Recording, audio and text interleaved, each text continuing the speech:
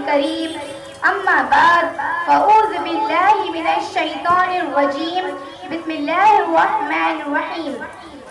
لقد جاءکم رسول من انفسکم بے شک تمہارے پاس تمہیں میں سے رسول تشریف لے آئے صدق اللہ مولانا العظیم وبلغنا رسولہ النبی الکریم ونحن علی ذلک لمن الشاہدین والشاکرین والحمد للہ رب العالمین ان اللہ وملائکتہ یصلون علی النبی یا ایہا الذین آمنوا صلوا علیہ وسلموا تسلیما اللہ رب محمد صلی اللہ علیہ وسلم نحن عباد محمد صلی اللہ علیہ وسلم آئی ہے دنیا میں جب جب عید میلاد رسول آئی ہے دنیا میں جب جب عید میلاد رسول کھوئی ہے دنیا کا سب غم عید میلاد رسول ایک پلے میں وہ دونوں ایک پلے میں وہ ایک پلے میں وہ دونوں ایک پلے میں وہ ایک دونوں عیدوں سے ہے افضل عید میلاد رسول قدر باقی نہ رکھی بزم ان کا جگمگانے میں قدر باقی نہ رکھی بزم ان کا جگمگانے میں عرب میں چاند نکلا چاندنی پھیلی زمانے میں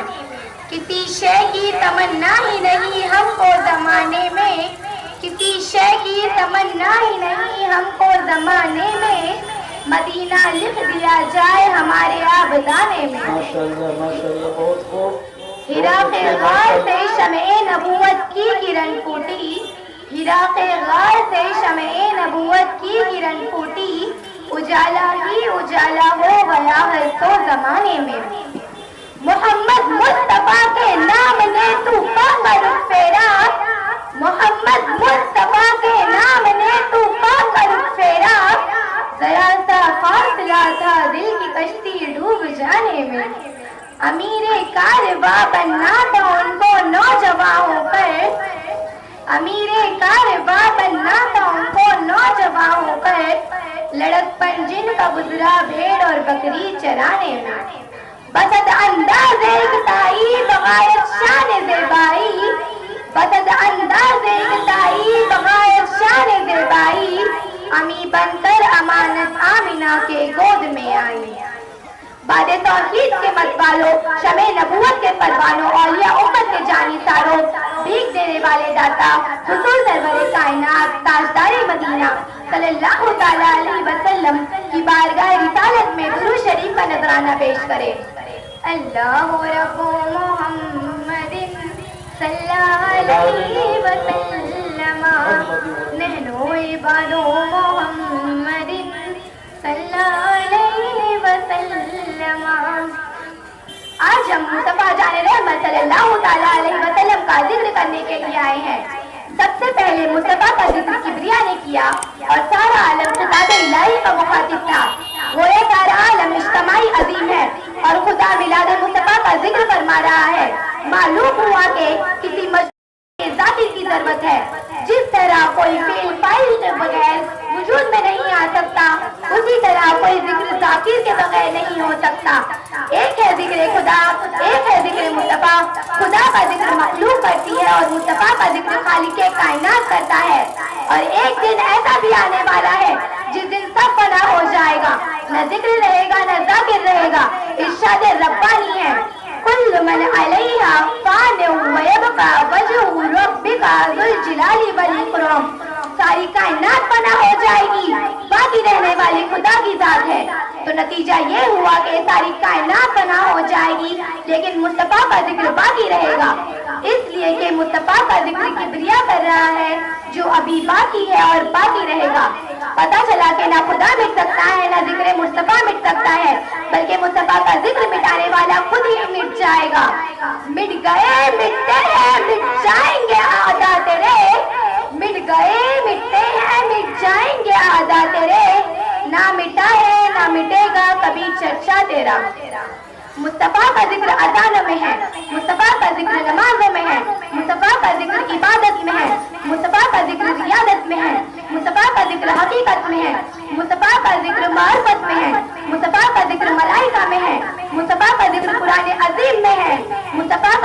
توریت کے اوراق میں ہے، مصطفیٰ کا ذکر زبور کی صفحات میں ہے، مصطفیٰ کا ذکر انجیل کے پاروں میں ہے، مصطفیٰ کا ذکر جنت کے بہاروں میں ہے، مصطفیٰ کا ذکر دنیا کے نظاروں میں ہے، مصطفیٰ کا ذکر آسمان کی بلندی میں ہے، مصطفیٰ کا ذکر زمین کی پستی میں ہے، مصطفیٰ کا ذکر پہاڑوں کی چوٹی پر ہے، مصطفیٰ کا ذکر دریا کی روانی میں ہے، مصطفیٰ کا ذکر موجوں کی طغیانی میں ہے، مصطفیٰ کا ذکر سمندر کی سلیانی میں ہے، مصطفیٰ کا ذکر کائنات کے ذرے ذرے میں ہے، مصطفیٰ کا ذکر ہمیشہ ہوتا رہا ہے اور ہمیشہ ہوتا رہے گا۔ مصطفیٰ کا ذکر مٹانے کے لیے اذان کو مٹانا ہوگا، مصطفیٰ کا ذکر مٹانے کے لیے نماز کو مٹانا ہوگا، مصطفیٰ کا ذکر مٹانے کے لیے سمندر کو مٹانا ہوگا، مصطفیٰ کا ذکر مٹانے کے لیے ملائکہ کو مٹانا ہوگا، مصطفیٰ کا ذکر مٹانے کے لیے خدا کو مٹانا ہوگا، اور قرآن کو مٹانا غیر ممکن ہے، نماز کو مٹانا غیر ممکن ہے، سمندر کو مٹانا غیر ممکن ہے، خدا کو مٹانا غیر ممکن ہے، اور معلوم ہوا کہ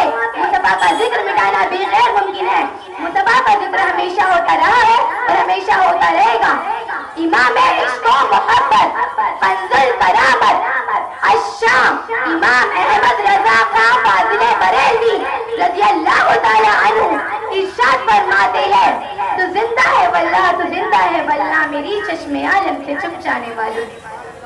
عربی دستور کے مطابق قبیلہ بنو سعد کا ایک قافلہ چلتا ہے، اس میں ایک غریب دائی تھی جو قحط کے مارے لاچار ہے، دبلی اٹھنی پر سوار ہو کر مکہ پہنچتی ہے۔ حضرت حلیمہ کو کیا خبر تھی کہ ان کی سست رفتاری ان کی خوش نصیبی کا سبب بنے گی اور ان کا پیچھا رہنا ہی دنیا کی تمام شہزادیوں سے بڑھا دے گا، اس لیے کہ آسمان کا سورج طلوع ہو کر پہلے اونچوں کو چمکاتا ہے مگر نبوت کا سورج پہلے نیچوں کو منور کرتا ہے۔ حضرت حلیمہ سعدیہ کو اس لازوال دولت سے معلومات ہونا تھا جن کی خدمت تاریخ اسلام میں ہمیشہ چمکتی رہے گی۔ محبت کی قدموں سے آگے بڑھی اور خلوص کی پیشانی عبداللہ کی چوکھٹ پر جھکا دی۔ دوسری دائیاں مکہ پہنچ کر امیروں کے بچے لے گئی مگر سرور کونین کو کسی نے اس لیے نہ قبول فرمایا کیونکہ یتیم کے گھر سے کیا ہی ملے گا۔ نہیں بلکہ رسول اللہ نے انہیں خود ہی قبول نہ فرمایا، چونکہ آپ ایک غریب کو آباد کرنے والے تھے۔ رب کو منظور یہ تھا کہ دوسری دائیاں بچوں کو پالے گی مگر میرے محبوب حضرت دائی حلیمہ کو پالیں گے، حضرت دائی حلیمہ کے خاندان کو پالیں گے۔ الگرد حرم کعبہ میں حضرت عبدالمطلب سے حضرت حلیمہ کی ملاقات ہو جاتی ہے اور حضرت حلیمہ اپنا ماجرا سناتی ہے۔ حضرت عبدالمطلب سے گفت و شنید کے بعد حضرت حلیمہ دولت سزا پر حاضری دیتی ہیں۔ دیکھا کہ ایک نونہال باریک کپڑا اوڑھے پالے میں سو رہا ہے، چہرے سے تجلی چھن چھن کر پورے گھر کو روشن کر رہی ہے، چہرے سے نقاب ہٹاتی ہیں اور سو جان سے عاشق ہو جاتی ہیں۔ نگاہ نبوت سے حضرت حلیمہ کو دیکھا تو ان کے روح پستان دور سے بھر گئے، گود میں اٹھاتی ہیں، پیشانی چوم کر دایاں پستان پیش کرتی ہیں، رسول اعظم قبول فرماتے ہیں، بایاں پیش کرتی ہے، منہ پھیر لیتے ہیں، رسول غرامی بایاں پستان نہ قبول کر کے یہ بتا دیتی ہے کہ میری رضائی ماں یہ میرا حق نہیں، میرے رضائی بھائی کا حق ہے، میں دنیا میں عدل و انصاف قائم کرنے آیا ہوں، دوسروں کا حق چھیننے نہیں آیا۔ امام عشق و محبت کنز کرامت الشام امام احمد رضا خان فاضل بریلوی رضی اللہ تعالی عنہ ارشاد فرماتے ہیں، بھائیوں کے لیے ترک پستان کرے، بچپنے کی عدالت پہ لاکھوں سلام۔ میلاد النبی کے جلسے اور سیرت پاک مصطفیٰ کی محفل پر نہ جانے کتنے اعتراضات ہوتے ہیں، جتنے منہ اتنی ہی باتیں، بولنے کا شعور نہیں، اٹھنے بیٹھنے کا طریقہ نہیں معلوم اور میلاد مصطفیٰ پر اعتراض کرتے نظر آتے ہیں۔ کوئی بدعت کہتا ہے، کوئی شرک کا فتویٰ لگاتا ہے، حالانکہ عقل سلیم ایسے فتووں کو دل سے تعبیر کرتی ہے اور قدرت ایسی سمجھ کو زہر الہی سمجھتی ہے۔ فطرت انسانی کا سچا حامل انسان بھی یہ توقع نہیں رکھ سکتا کہ مردہ باپ کی یاد ایک لائق بیٹا اپنے دل سے فراموش کر جائے اور مردہ بچے کا ذکر ایک لائق باپ کے لیے اختیار ذات بن جائے۔ سرور کونین صلی اللہ تعالیٰ علیہ وسلم اپنے صاحبزادے حضرت ابراہیم علیہ السلام کے انتقال پر آنسو بہائے ہیں۔ اور ہم وفادار امتی اپنے آقا کے ذکر کے قبر کو منور بھی نہ کریں؟ دنیا کی ظالم سے ظالم قوم اپنے پیشوا کا جلوس نکال کر سالگرہ مناتی ہے اور ہم عید میلاد بھی نہ منائیں؟ پرواز خیال کی جسارت کو دیکھیے تو حیرت ہوتی ہے کفر و شرک کا فتویٰ وہی لگاتے ہیں جو اپنے آپ کو نائب رسول کہلاتے ہیں، اور میں انہیں نائب الفضول کہتی ہوں، اس لیے کہ ایسے لوگ قرآن و حدیث کو تیر و تفنگ بنا کر کفر کی آڑ میں ہمارے ایمان کو چھلے کرنا چاہتے ہیں۔ نور خدا ہے کفر کی حرکت پہ خندزان، پھوکوں سے یہ چراغ بجھایا نہ جائے گا۔ دوسری بات یہ ہے کہ یہودیوں نے حضرت عزیر علیہ السلام کا صرف ایک معجزہ دیکھا تو خدا کا بیٹا کہہ دیا۔ عیسائیوں نے حضرت عیسیٰ روح اللہ کا تولد بغیر باپ کا دیکھا تو ابن اللہ کہہ دیا۔ کفار عرب نے جنات اور رب العالمین نے ناجائز رشتہ جوڑ دیا۔ مشرکین نے فرشتوں کو خدا کا بیٹا مان لیا۔ خلاصہ یہ ہے کہ اگلوں نے صرف چند معجزات کی بنیاد پر خدا کی شان میں گستاخی کی۔ ہمارے رسول آپ سب کے رسول، ساری کائنات کے رسول، سر کے بال سے لے کر پیر کے ناخن تک سراپا معجزہ ہی معجزہ ہے۔ ہمارے رسول کے ہاتھ کا اشارہ پا کر ڈوبا ہوا سورج پلٹ آیا، انگلی اٹھی تو چاند دو ٹکڑوں میں بٹ گیا، درختوں نے اطاعت کی، جانوروں نے سجدہ کیا، کنکروں نے کلمہ پڑھا۔ رسول اعظم کے ان معجزات کی بنیاد پر امتی کی طرف سے خطرہ تھا کہ رسول کو خدا کہہ دیا جائے یا خدا کا بیٹا مان لیا جائے۔ اسی آنے والے خطرے کو دور کرنے کے لیے ہم اور آپ اور مسلم جماعت کے زیر اہتمام چلنے والے عربی مدارس کے تمام طلبہ و طالبات جلسہ کرتے ہیں اور بتاتے ہیں کہ